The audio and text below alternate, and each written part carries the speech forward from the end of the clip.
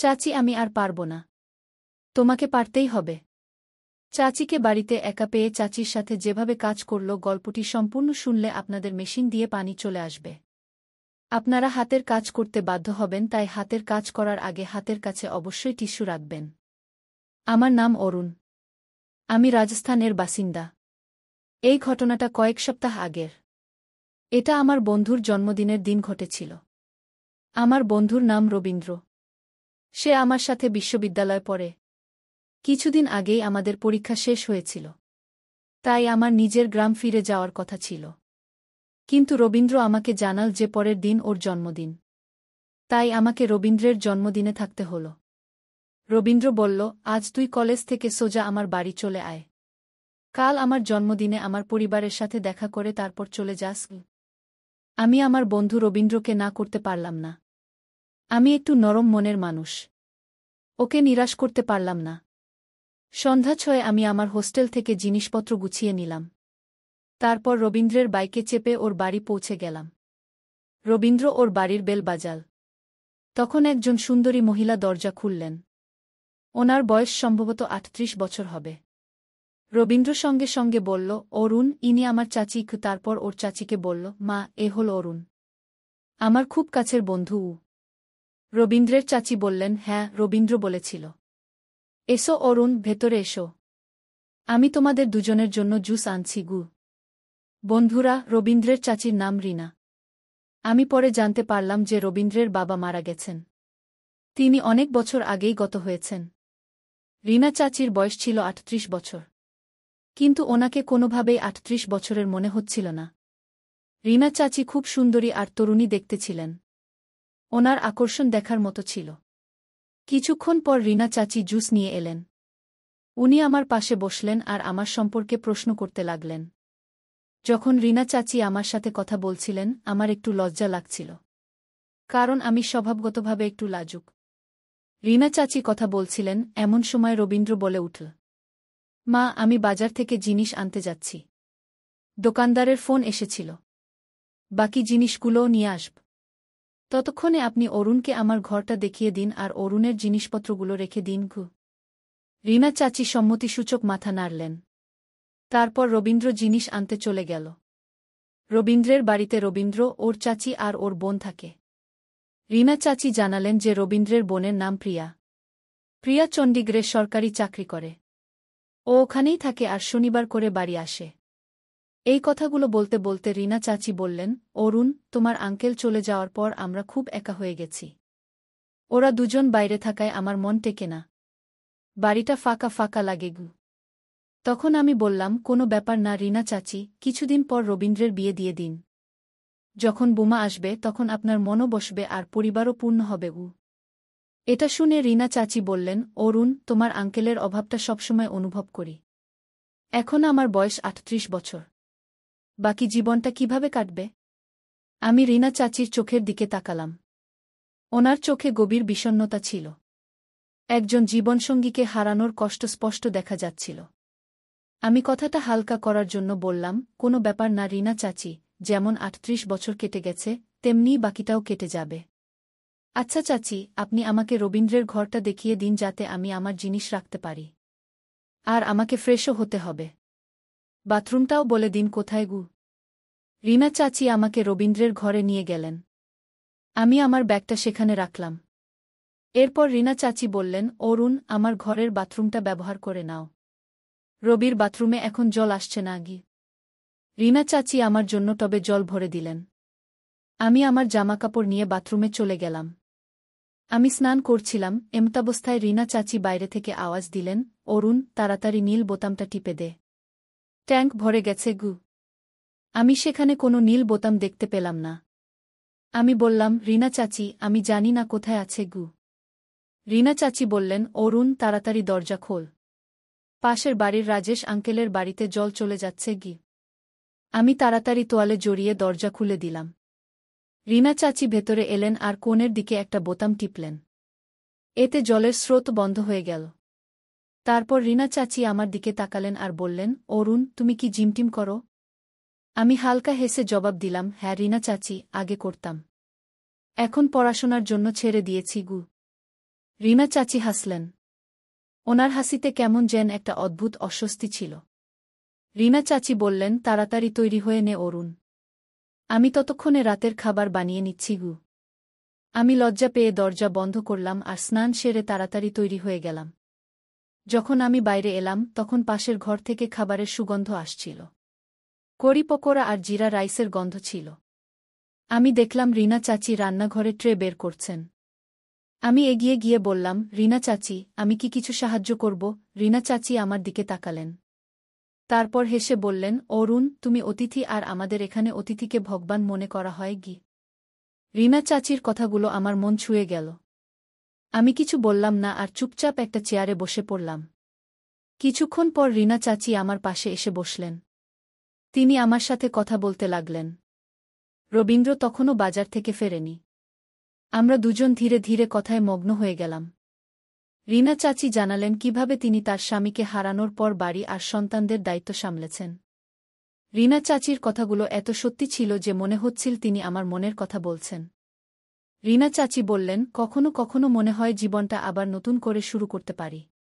কিন্তু দুনিয়া সবকিছু থামিয়ে দেয়। একজন একা মহিলার জীবন কি শুধু ত্যাগ আর কষ্টের জন্য? আমি রিনা চাচির চোখের দিকে তাকালাম। তিনি আমার চোখে কিছু খুঁজছিলেন। হয়তো সহানুভূতি বা একাকিত্বের আশ্রয়। আমি ধীরে ধীরে বললাম, রিনা চাচি, আপনার কথা একদম ঠিক। কিন্তু একজন মানুষের আনন্দ, তার একাকিত্ব আর জীবনের প্রয়োজন, এই সব কিছুও খুব জরুরি। রিনা চাচি, আপনি চাইলে আপনার জীবন আবার শুরু করতে পারেন। কেউ আপনাকে আটকাতে পারবে না। শুধু আপনি নিজে এই সিদ্ধান্তটা নিন। রিনা চাচি কিছুক্ষণ চুপ রইলেন। তারপর আমার দিকে তাকিয়ে বললেন, যদি অরুণ সবাই তোমার মতো ভাবত। রিনা চাচির গলাটা দুঃখে ভরে গিয়েছিল। আমি অনুভব করলাম যে এটা একজন মহিলার ডাক, যা শোনার মতো আর কেউ ছিল না। তারপর রিনা চাচি রান্নাঘরে চলে গেলেন আর আমি সেখানেই বিছানায় বসে ফোন ঘাঁটতে লাগলাম। তারপর প্রায় রাত 7টার দিকে গেটের বেল বাজল। আমি দরজা খুললাম তো রবীন্দ্র ছিল। তার হাতে একটা বড় বাক্স ছিল আর অন্য হাতে কিছু জিনিসপত্র ছিল। দরজা খুলতেই রবীন্দ্র হেসে বলল, অরুণ, দেখ, তোর ভাই কিছু বলেনি।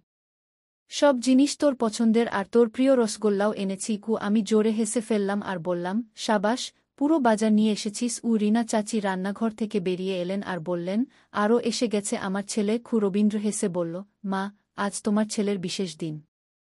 আর তুমি আমার সবচেয়ে বিশেষ অতিথি। রিনা চাচি ভালোবেসে রবীন্দ্রের চুলগুলো এলোমেলো করে দিলেন। তারপর আমরা সবাই সাজানোর কাজে লেগে পড়লাম। আমরা ডাইনিং টেবিলটা একটু সরালাম। লবির মাঝখানে জায়গা করলাম। তার উপর লাল রঙের কাপড় পাতলাম। মোমবাতি জ্বালানো হলো। সেখানে একটা বড় কেক রাখা হলো। আমি ফোনে গান চালিয়ে দিলাম। এমন একটা পরিবেশ তৈরি হয়ে গিয়েছিল যা ছোট কিন্তু আন্তরিকতায় ভরা ছিল। কিছুক্ষণ পর রিনা চাচি একটা থানায় প্রদীপ আর মিষ্টি নিয়ে এলেন। তার চোখে এক অদ্ভুত আনন্দ ছিল। আনন্দ আর আবেগের মিশ্রণ ছিল। এরপর রবীন্দ্র মোমবাতি নেভাল। আমরা দুজনে মিলে জোর গলায় গান গাইলাম। রবীন্দ্র হাত জোর করে আমাদের ধন্যবাদ জানাল। তারপর সে কেক কাটল। কেকের প্রথম টুকরোটা রবীন্দ্র তার চাচির দিকে এগিয়ে দিল। চাচি, এটি আপনার জন্য। রিনা চাচি ভালোবেসে কেক খেলেন। তারপর রবিকেও কেক খাইয়ে দিলেন আর ভালোবেসে রবির গালে একটু কেক মাখিয়ে দিলেন। রবীন্দ্র জোরে হেসে বলল, মা, এটা কি করছ? বাচ্চাদের মতো করো না। রিনা চাচি হাসলেন। কি হয়েছে? তুই তো আমার ছোট বাচ্চাই আছিস। তারপর রবীন্দ্র দ্বিতীয় কেকের টুকরোটা আমার দিকে এগিয়ে দিল। বলল, এবার তোর পালা। অরুণ, তুই আমার ভাই। আমি হাসতে হাসতে কেক খেলাম। তখনই রিনা চাচি আমাকেও ছাড়লেন না। তিনি আস্তে করে আমার গালে কেক মাখিয়ে দিলেন আর বললেন, অরুণ, এবার তুইও আমাদের পরিবারের অংশ। সেই সময় আমার মনে হলো যেন আমার ভেতরটা কিছুতে ভরে উঠল। শুধু আনন্দ নয়, বরং একটা আপনত্বের অনুভূতি আমার গভীরে নেমে যাচ্ছিল। কিছুক্ষণ পর আমরা সবাই বসে খাবার খেলাম। রিনা চাচি কড়ি আর জিরা রাইস বানিয়েছিলেন। খাবারটা এত সুস্বাদু ছিল যে আমার মায়ের কথা মনে পড়ে গেল। আমি খেতে খেতে বললাম, রিনা চাচি, আপনার রান্না আমার মায়ের কথা মনে করিয়ে দিলগু। রিনা চাচি হালকা হেসে বললেন, অরুণ, এখন এটাও তোর বাড়ি। যখন ইচ্ছে হবে চলে আসবি। খাবার পর রবীন্দ্র আর আমি নিজেদের থালাগুলো তুলে রান্নাঘরে রেখে দিলাম। তারপর রবীন্দ্র বলল, অরুণ চল এবার গেম খেলি। রিনা চাচি হাসলেন আর বললেন, গেম খেলো, কিন্তু বেশি রাত পর্যন্ত জেগে থেকো না। কাল সকালে অরুণকে নিজের বাড়িতেও যেতে হবে। আমি বললাম, এখন তো মনে হচ্ছে যেন কোথাও যাওয়ার ইচ্ছে নেই। রিনা চাচি কিছু বললেন না, শুধু আমার দিকে তাকালেন। তার চোখে এক অদ্ভুত একাকিত্ব ছিল, যেন তিনি কিছু বলতে চান কিন্তু বলতে পারছেন না। সেই রাতে যখন সবাই শুতে চলে গেল, আমি বিছানায় শুয়েছিলাম। রবীন্দ্র গভীর ঘুমে ছিল। তার নাক ডাকার হালকা আওয়াজ ঘরে প্রতিধ্বনিত হচ্ছিল। কিন্তু আমার ঘুম আসছিল না। হয়তো ঘরের পরিবেশ শান্ত ছিল বা কিছু যেন বদলে গিয়েছিল। আমি বারবার পাশ ফিরছিলাম। তারপর বালিশটা ঠিক করলাম, কম্বলটা টানলাম, একবার চোখ বন্ধ করে গভীর শ্বাসও নিলাম। কিন্তু ঘুম অনেক দূরে ছিল। কিছুক্ষণ পর যখন অস্বস্তি বাড়ল, আমি ফোনটা তুলে রিলস দেখতে লাগলাম। ঘরে হালকা অন্ধকার ছিল। আমি রবিকে না জাগিয়ে আস্তে করে বিছানা থেকে নামলাম। ফোনের লাইট অন করলাম আর ধীর পায়ে রান্নাঘরের দিকে এগোলাম। বাড়িটা একদম শান্ত ছিল, যেন দেওয়ালগুলোও গভীর ঘুমে আচ্ছন্ন। রান্নাঘরে পৌঁছে আমি একটা জগ তুললাম আর ধীরে ধীরে জল খেলাম। জল খেয়ে শরীরে একটা সতেজ ভাব এল। তেষ্টা মেটায় একটু ভালো লাগল। আমি গ্লাসটা রেখে যেই পিছনে ঘুরেছি, রান্নাঘরের আলোটা হঠাৎ জ্বলে উঠল। আমি একদম ভয় পেয়ে গেলাম, যেন ঘুমের মধ্যে কোনো ভয়ানক স্বপ্ন দেখে ফেলেছি। সামনে রিনা চাচি দাঁড়িয়েছিলেন। উনি নীল শাড়ি পরেছিলেন, চুল খোলা ছিল, ওনার চোখে ঘুম জড়ানো ছিল, কিন্তু ওনার দৃষ্টিতে অন্য কিছু ছিল। রিনা চাচি হালকা হাসলেন আর মিষ্টি গলায় বললেন, অরুণ জল খেতে এসেছ?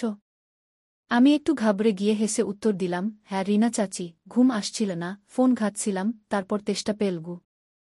রিনা চাচি কিছু বলতে গিয়ে থামলেন। আমি জিজ্ঞাসা করলাম, চাচি আপনারও জল লাগবে? উনি শুধু মাথা নেড়ে হ্যাঁ বললেন।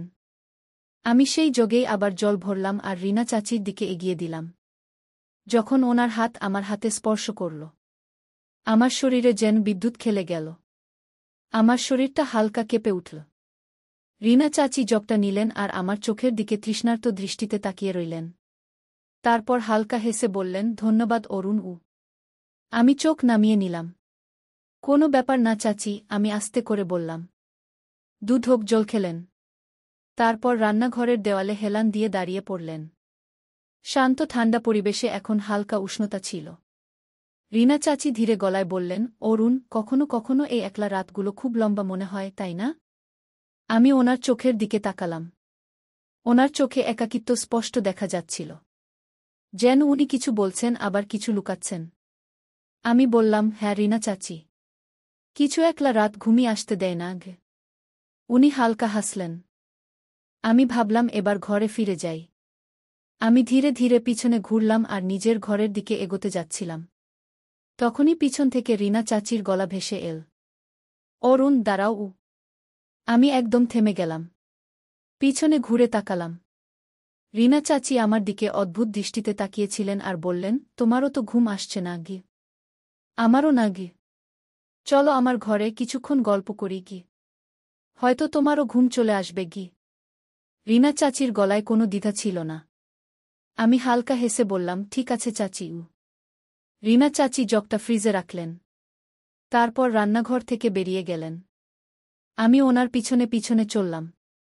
রিনা চাচির ঘরটা বাড়ির অন্যদিকে ছিল। ঘরটা পরিষ্কার পরিচ্ছন্ন ছিল। হালকা ক্রিম রঙের দেওয়াল ছিল। জানলা দিয়ে চাঁদের আলো আসছিল, যা ঘরটাকে আরও বিশেষ করে তুলেছিল। রিনা চাচি বিছানার এক কোণে বসলেন আর মিষ্টি হেসে আমার দিকে তাকালেন। বললেন, এসো অরুণ, তুমিও বসো গু। আমি আরামে ওনার পাশে বসলাম। ঘরে একটা শান্তিদায়ক অনুভূতি ছিল, যা হয়তো আমার নিজের বাড়িতেও পাওয়া যায় না। রিনা চাচি আমার দিকে তাকিয়ে বললেন, অরুণ, কোনো ভালো মুভি থাকলে চালাও তো গু। যতক্ষণ ঘুম না আসে আমার মনটা লেগে থাকবে গু। আমি ফোন বের করে বললাম, রিনা চাচি, একটা খুব ভালো মুভি আছে গু। একটু রোমান্টিক, একটু ড্রামা, কিন্তু গল্পটা দারুণ গু। দেখবেন? রিনা চাচি হাসলেন। তোমার পছন্দ যখন, ভালোই হবে। চালাও। আমি ফোনটা ঘোরালাম। মুভিটা চালিয়ে ফোনটা আমাদের মাঝে রাখলাম। আমরা দুজনেই বিছানায় বসে মুভি দেখতে লাগলাম। মাঝে মাঝে যখন কোনো ইমোশনাল সিন আসত, আমি রিনা চাচির চোখের দিকে মন দিয়ে দেখতাম। উনি চুপচাপ মুভি দেখছিলেন, কিন্তু ওনার চোখে কিছু একটা চলছিল। আমি এবার ওনার একটু কাছে সরে এসেছিলাম। আমাদের কাঁধ দুটো প্রায় ছুঁই ছুঁই করছিল, কিন্তু মাঝের বাতাসে এখন জড়তা কম ছিল। রিনা চাচি ওনার শাড়ির আঁচলটা সামলে নিয়ে বললেন, অরুণ, মাঝে মাঝে নিজের গলার আওয়াজেই ভয় লাগে গু। অনেক সময় হয়ে গেল গু, কারো সাথে ভালো করে কথা বলিনি, যেন মনের ভাষাটাই ভুলে গেছি উ। আমি আস্তে করে বললাম, মনের ভাষা কেউ ভুলে না চাচি উ, শুধু শোনার আর বোঝার মতো একজন লোক চাই উ। এটা শুনে রিনা চাচি কিছুক্ষণ চুপ করে গেলেন। ওনার মুখে হালকা হাসি ছিল, হয়তো এই ভেবে যে কেউ ওনার কথা বুঝতে পেরেছে। বাইরে ঠান্ডা হাওয়া বইতে শুরু করেছিল। জানলার একটা কোণ হালকা কাঁপছিল। ঘরে ঠান্ডা হাওয়া ঢুকছিল। রিনা চাচি জানলা বন্ধ করে বললেন, ঠান্ডা খুব বেড়ে গেছে অরুণ গু। উনি পাশে রাখা কম্বলটা তুলে গায়ে জড়িয়ে নিলেন। রিনা চাচি আমার দিকে তাকিয়ে জিজ্ঞেস করলেন, অরুণ, তোমার ঠান্ডা লাগছে না তো? আমি বললাম, না চাচি গু। তখন রিনা চাচি কম্বলটা আমার দিকে বাড়িয়ে দিয়ে বললেন, চুপচাপ নাও, খুব কথা বলো গু। আমরা দুজনেই হেসে ফেললাম। এখন আমরা দুজনেই এক কম্বলের নিচে ছিলাম, কিন্তু আমাদের মধ্যে একটা বোঝাপড়ার দূরত্ব ছিল। রিনা চাচির গলার স্বর হালকা হয়ে গিয়েছিল। মাঝে মাঝে মনে হয় যেন আমি নিজের থেকে পালাচ্ছি গু। তোমাকে দেখে পুরনো স্মৃতিগুলো তাজা হয়ে যায় উ। কাউকে নিজের মতো মনে হয় গি। আমি রিনা চাচির দিকে তাকালাম। ওনার চোখে জল ছিল। আমি আস্তে করে জিজ্ঞেস করলাম, রিনা চাচি, আপনি কি কখনো কাউকে এত ভালোবেসেছেন যে নিজেকে হারিয়ে ফেলেছেন? রিনা চাচি কিছুক্ষণ চুপ রইলেন। তারপর উনি মাথা নিচু করে বললেন, অরুণ, অনেক আগে, কিন্তু তখন বয়স খুব কম ছিল উ। এখন আমাকে বোঝার মতো কেউ নেই গি। অরুণ, আমি যদি তোমাকে কিছু বলি, তুমি কি শুধু শুনবে? কোনো অজুহাত না দেখিয়ে গি। আমি ওনার চোখের দিকে তাকিয়ে বললাম, রিনা চাচি, আমি আপনার কথাই শুনতে এসেছি উ। রিনা চাচি আমার কথা শুনে চুপ করে রইলেন। ওনার মুখে একই সাথে অনেকগুলো ভাব ফুটে উঠল। লজ্জা, কিন্তু তারপরেই সাহস। রিনা চাচি একটা লম্বা শ্বাস নিলেন আর বলতে শুরু করলেন, অরুণ, আমার স্বামী রমেশ খুব ভালো মানুষ ছিলেন গু।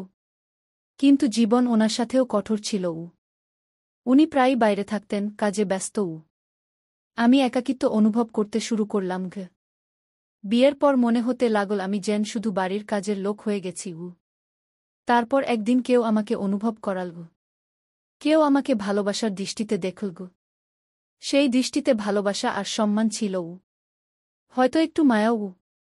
সেই ব্যক্তি আমার কাছে কিছুই চায়নি গি। শুধু মিষ্টি মিষ্টি কথা বলেছে গি। সেই কথাগুলো আমার জন্য সারা জীবনের শান্তি ছিল, যা আমি এখন ভুলে গিয়েছিলাম গু। সেই অনুভূতি যে আমিও কেউ ঘ। কিন্তু এই সব কিছু রমেশের থেকে লুকিয়েছিল গু। এইটুকু বলে রিনা চাচি চুপ করে গেলেন। আমি আস্তে করে জিজ্ঞেস করলাম, তারপর কি হল চাচি? রিনা চাচি আমার দিকে ভালো করে তাকিয়ে বললেন, অরুণ, একদিন সব বরবাদ হয়ে গেল উ। কেউ আমাদের দেখা করতে দেখে ফেলেছিল আর রমেশকে সব বলে দিয়েছিল উ। আমি কোনো ভুল করিনি অরুণ গু। শুধু একটা টান ছিল উ। কিন্তু একজন মহিলার টানও কি অপরাধ?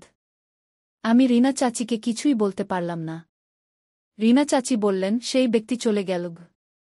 রমেশ আমার সাথে অনেক দিন কথা বলেননি গি। তারপর যখন বললেন, শুধু এইটুকুই বললেন, রিনা, এবার যা করার বাড়ির ভেতরে করবে, বাইরে নয়। তারপর থেকে রমেশ আমার সাথে কোনো কথা বলেননি গি। আমি ভেতরে ভেতরে গুমরে মরতে থাকলাম ঘ। আমি রমেশের সাথে কথা বলার অনেক চেষ্টা করেছি উ। আমি চাইতাম ওনাকে সব বলতে যে আমি কোনো ভুল করিনি গি। শুধু একটা একাকিত্ব ছিল আর সেই একাকিত্বে কারোর কথা আমাকে বাঁচার আশা দিয়েছিল উ। মনের একটা কোণ যা খালি ছিল সেটা ভরে থাকত উ। কিন্তু রমেশ কখনো আমার চোখের দিকে তাকাননি গি। আমি প্রতিদিন ওনার আসার অপেক্ষা করতাম গি। ওনার পাশে বসতাম এই আশায় যে হয়তো আজ উনি আমাকে কিছু জিজ্ঞেস করবেন গু। কিন্তু উনি সবসময় চুপ থাকতেন ঘ। বন্ধুরা, এই ছিল আমাদের ছোট্ট গল্প। যদি আপনাদের এই গল্পটা ভালো লেগে থাকে, তাহলে লাইক করুন আর বন্ধুদের সাথে শেয়ার করুন। ভবিষ্যতেও এমন রোমাঞ্চকর গল্পের জন্য আমাদের চ্যানেল অবশ্যই সাবস্ক্রাইব করুন। ধন্যবাদ।